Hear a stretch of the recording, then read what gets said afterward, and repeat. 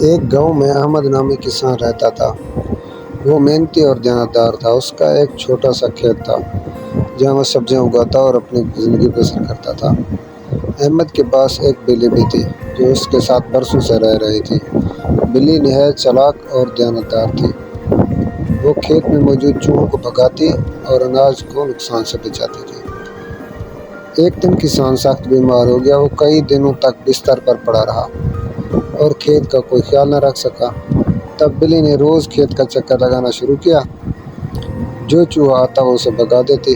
جب کسان کچھ بہتر ہوا اور باہر آیا تو اس نے دیکھا کہ کھیت بالکل محفوظ ہے۔ احمد نے بلی کے سر پر ہاتھ پھیرا اور کہا، تم صرف جانور نہیں، میری ساتھی ہو۔ بلی نے خوشی سے میاؤں کیا۔ کسان نے اس دن سے بلی کا اور بھی زیادہ خیال رکھنا شروع کیا۔ یہ کہانی ہمیں سکھاتی ہے کہ وفادار اور محنت چاہے انسان کرے یا جانور، ہمیشہ قدر کی نگاہ سے دیکھی جاتی ہے۔